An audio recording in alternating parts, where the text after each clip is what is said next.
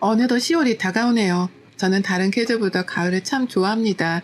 가을을 좋아하는 이유는 선선한 바람이 한몫하지만 가장 좋아하고 사랑하는 이유는 바로 저희 소중한 아이가 태어났기 때문이에요. 여러분들에게 출산 경험은 어떻게 기억되고 있으신가요? 저의 출산 경험은 경이로우면서도 어떻게 보면 참 슬프고 웃긴 일들이 많았습니다. 제가 사연을 쓰게 된 계기도 바로 저의 출산 이야기를 해드릴까 해서 이렇게 한 글자씩 적어 보내네요. 저는 내년이면 40대를 바라보는 평범한 엄마입니다. 저희 부부는 결혼한 지 시간이 많았는데도 불구하고 아이가 생기지 않아 많은 걱정과 고민을 한동안 했었어요. 물론 늦게 결혼한 탓도 있겠지만 둘 다 아무런 문제가 없다고는 하는데도 아이가 생기지 않아 늘 노심초사했죠. 원래 저는 지극히 비혼주의자였어요. 비혼주의자라고 하면 결혼하지 않고 사는 사람들을 뜻한다고 하죠. 그중 한 명이 바로 저였어요. 그럼 많은 분들이 저에게 물어봐요. 왜 결혼을 안 하려고 해? 라고요. 근데 딱히 이유는 없었던 것 같아요.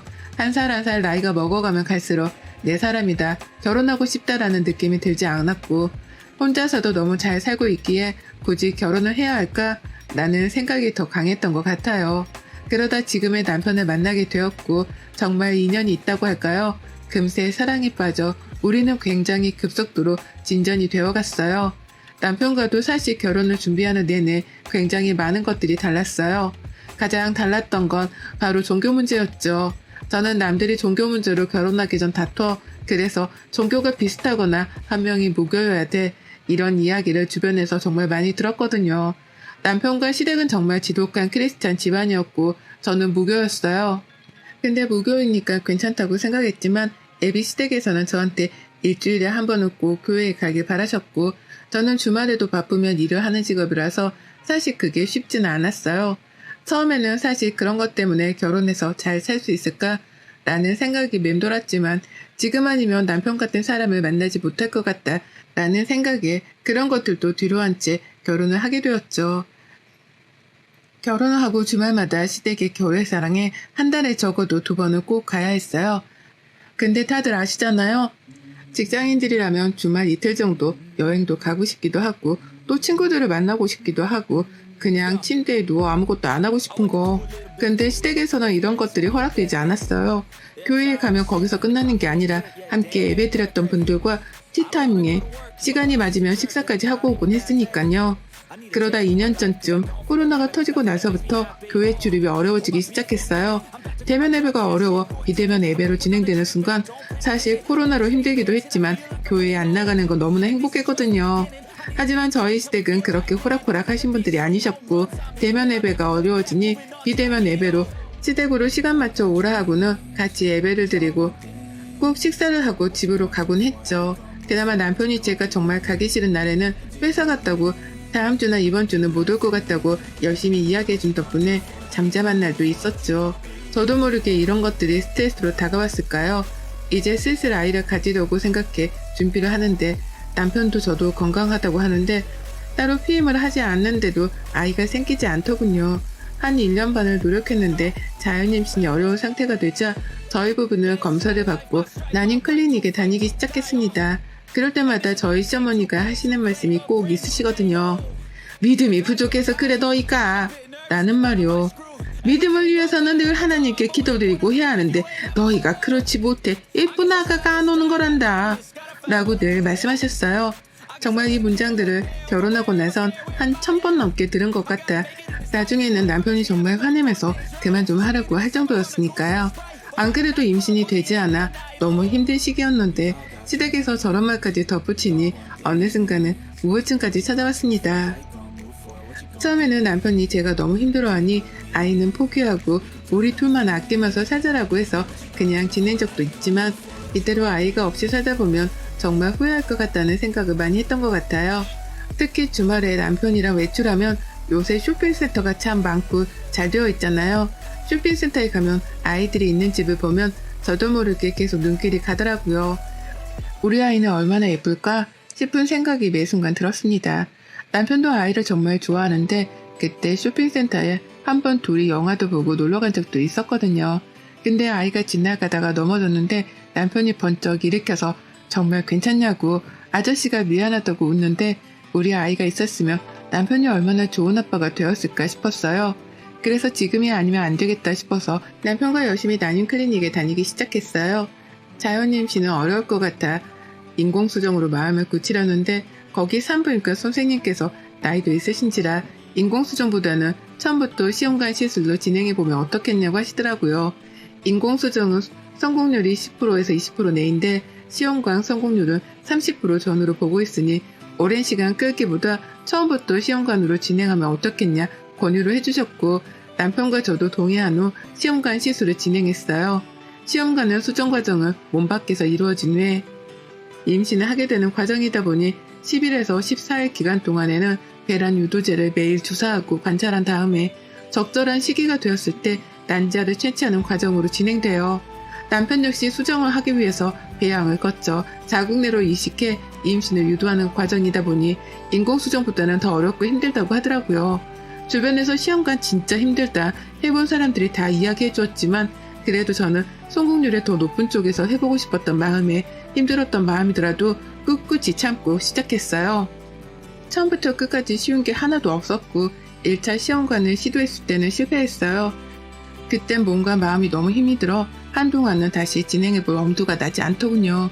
그럴 때마다 저희 남편이 힘들면 무리하지 않아도 된다. 정말 괜찮다. 라고 용기를 줘서 다시 마음을 먹고 시험관 2차로 들어갔어요. 정말 운이 좋게도 시험관 2차 때는 성공을 했더라고요. 아직도 그때 그 기분을 잊을 수가 없는 것 같아요. 이식 후에는 배가 엄청 따끔따끔해서 힘들었는데 그 뒤로는 엄청 휴식을 취하고 지내다 보니 정말 임신과 같은 증상이 저에게도 보여지더라고요. 가슴에 통증이 느껴지거나 아랫배가 아프기도 하고요. 또 어지러움이나 아랫배가 콕콕 쑤시는 듯한 증상도 나타나곤 했어요. 그리고 임태기를 해보니 진하게 두 줄이 나왔더라고요. 병원에서 임신 맞네요 라고 했을 때 정말 남편과 저랑 병원 안에서 얼마나 울었는지 몰라요. 시댁도 저희 집에서도 너무나 좋아하셔서 지금까지 힘들었던 마음들이 싹 잊혀지더라고요. 그렇게 저는 정말 받고 싶었던 임산부 배지를 보건소에서 타는 날 정말 많이 행복했답니다. 그래도 몇 개월은 조심해야 한다기에 오래 다녔던 회사에 휴직계를 냈고 이제 온전히 아이만 생각하고 지내기로 했어요. 임신을 했으니 이제 시댁에서도 교회 가는 강요를 그만하겠지 싶었는데 사실 웬걸요. 어머님은 이럴수록 하나님의 믿음을 더 많이 받아야 건강하게 아이를 낳을 수 있다고 하시면서 대면 예배가 조금씩 시작되던 시점에 저한테 매일같이 기도를 드리러 교회 가자고 하시더군요. 처음에는 정말 내가 교회 다녀서 이렇게 아이를 내려주신 게 아닐까 싶기도 해서 체력이 다하는 한 많이 나갔어요. 근데 어머님의 요구는 정말 끝이 없었어요. 매일같이 전화하셔서 기도문을 외워주시기도 하고 임신하면 정말 졸음이 많이 오는데 자고 있으면 전화를 받을 때까지 하시는 분이었거든요.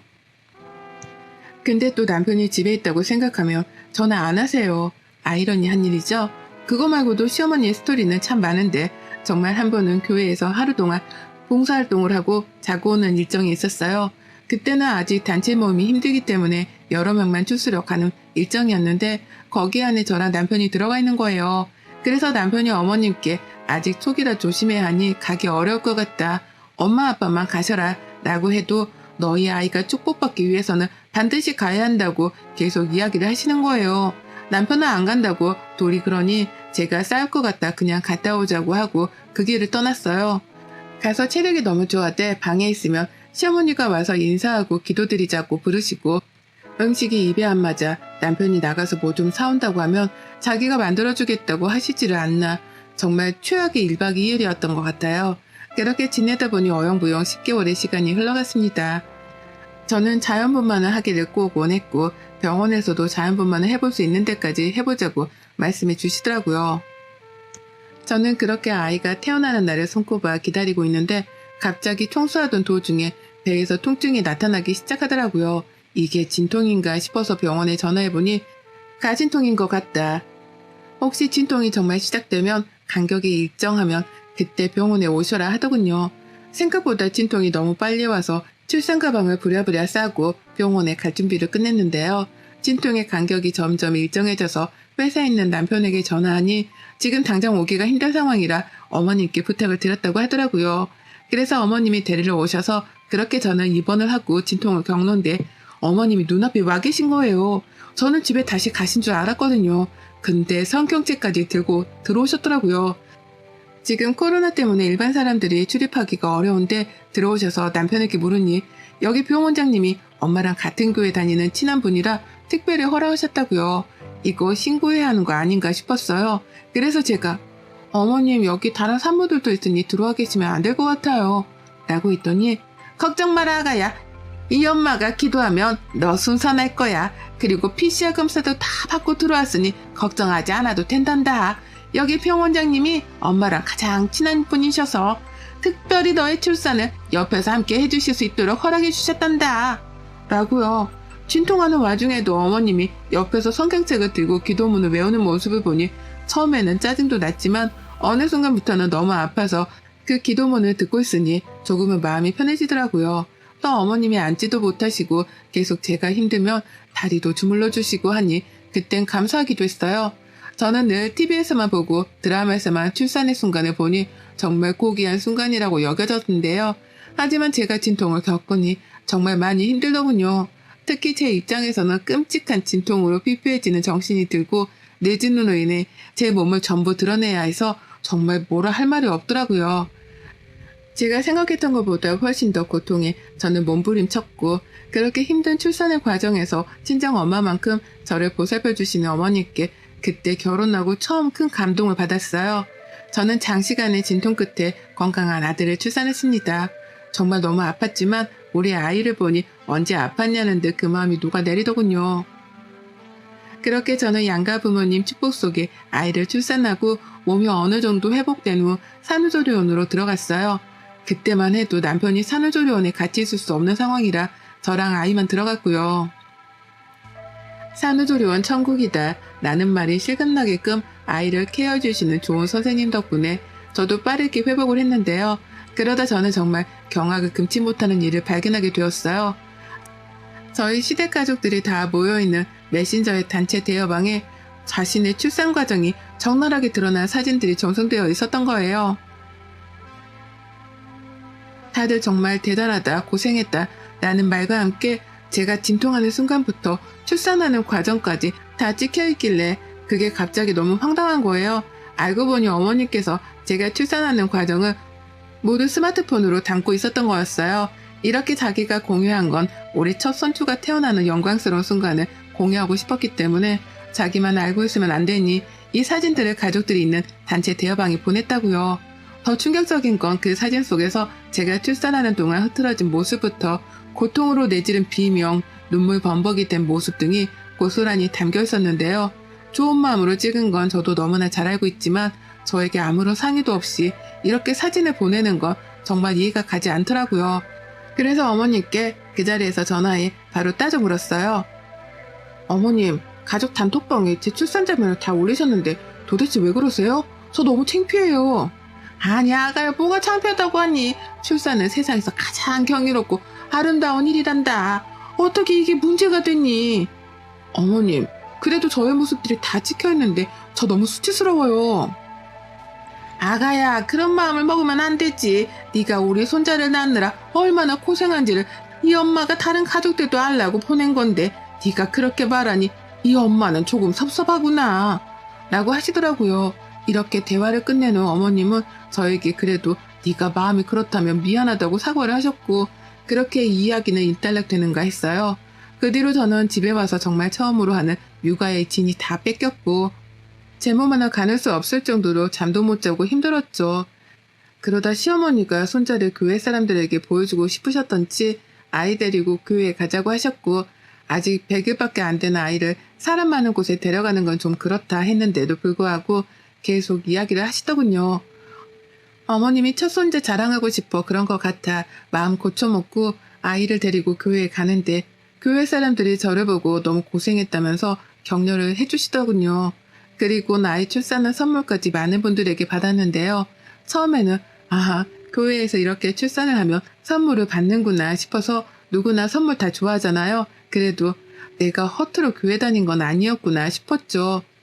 이어 예배를 드리고 나오는데 교회에서 친하게 지내던 동생이 병원에 꼭 가보고 싶었는데 코로나 때문에 가보지도 못하고 했다고 아이 옷을 선물했더라고요. 너무 고마워서 이 앞에서 커피라도 한 잔 마시자고 오랜만에 남편이 아이를 본다고 하길래 둘이 커피를 마시는데 그 동생한테서 들은 이야기는 정말 상상할 수 없을 정도로 충격이었어요. 언니, 근데 언니 혹시 출산할 때 사진 같은 거 찍은 거 있어요? 사진? 거기서 출산할 때 간호사 선생님이 한두 장 아이랑 남편이랑 찍어주기는 했던 것 같아.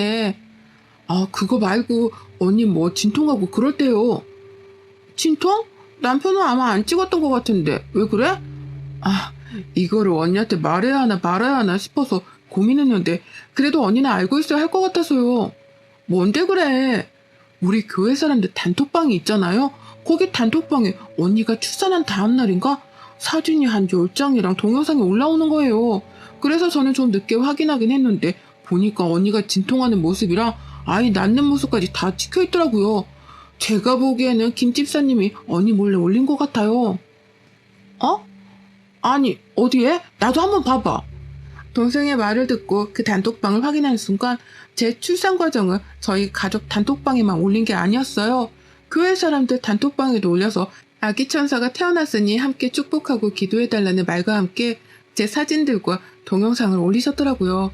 사진에 나와 있는 민망한 부분에는 어머님이 모자이크 처리를 해서 올리신 것 같은데 그래도 그 사진이 정말 민망한 부분들이 많이 나와 있는데 그거를 거의 20명 가까이 되는 단톡방에 올리셨다니 정말 저로서는 분노가 치밀어 오르고 이해가 되지 않더군요. 그 단톡방에 올린 이유는 제가 보기에는 저랑 남편은 거기에 들어가 있지 않았기 때문이더라고요. 저는 동생한테 고맙다고 말한 뒤 자리를 일어나 바로 시댁으로 달려갔어요. 시어머니한테 캡처한 사진들을 다 보여주면서 도대체 이게 뭐하는 짓이냐고 결혼하고 나서 처음 언성을 높였죠. 시아버지는 영문도 모른 채 왜 그러냐 하시는데 제가 어머님이 저한테 허락도 안 받고 교회 사람들에게 제 출산 과정을 그대로 보여주셨다. 제가 얼마나 수치스럽겠냐. 어떻게 교회에 다닐 수 있겠냐. 도대체 그런 짓을 왜 하시는 거냐면서 고래고래 소리를 질렀죠. 어머님은 조금 놀랐는지 그러려고 보낸 건 아닌데 진정하라고만 하시고 아버님은 에헴만 하시더라고요. 뒤늦게 남편이 도착해서 이 이야기를 다 알고 나서 어머님 아버님께 화를 엄청 내더라고요. 남편이 불같이 화를 내는 모습을 저는 처음 봤거든요. 그 이후 남편은 어머님 아버님께 더 이상 집에 오지 않겠다고 당분간 저희 집에도 오지 말라고 아이도 볼 생각 하지 마시고 이제 교회 가자는 말도 더 이상 꺼내지 말라고 노발대발했어요. 그 뒤로 남편은 제 핸드폰에서 또 자기 핸드폰에서 부모님 번호도 싹 다 차단해 버리더라고요. 자기도 이번에 좀 충격이 컸었나 봐요. 그 뒤로 몇 번 시부모님이 집으로 찾아오셨는데 남편이 죽어도 문을 안 열어서 그냥 돌아가신 적도 많았죠. 그러다 남편 출근하고 난 시간에 시어머니가 저희 집으로 찾아오셨어요. 처음에는 문을 안 열어드리려고 했는데 계속 기다리시는 모습에 열어드린 후에 더 이상 저는 할 말이 없다 말씀드렸더니 갑자기 어머님이 제 앞에서 우시네요. 미안하다고 정말 할 말이 없다면서 이제 교회 가라는 말 더 이상 하지 않을 테니 정연이에게도 말 전해달라고요. 처음에는 어머님의 말에 지금 연기를 하시나 싶었거든요. 근데 그건 아닌 것 같고 정말 미안하다고 하시길래 우선 알겠다 하고 저녁에 남편이랑 이야기했어요. 저도 남편에게 안 찾아뵙고 사는 건 도리는 아닌 것 같다. 하지만 교회는 더 이상 나가지 않으려고 해 이해해달라고요. 남편도 그건 자기도 충분히 이해한다고 했고요. 그렇게 저는 더 이상 교회에 가지 않기로 하고 시댁과의 교류는 아직까지 조금 힘들다고 남편한테 이야기해놓은 상태입니다. 남편도 물론 시댁에 가지는 않고요. 저도 제 마음이 좀 괜찮아질 때까지 시간이 필요할 것 같다고 어머님 아버님께 말한 상태이고요. 저의 임신과 출산 과정은 어찌 보면 다사다난했던 것 같습니다. 그래도 저희 아이를 건강하게 출산해서 이렇게 행복한 가정을 이룬 거에 대해 후회는 전혀 없네요. 사실 웃지 못할 저의 출산기였는데요. 다들 봐주셔서 감사드리며 늘 행복한 하루가 되시기를 바라겠습니다. 여러분의 생각은 댓글로 남겨주세요. 오늘 또 시청해주셔서 정말 감사합니다.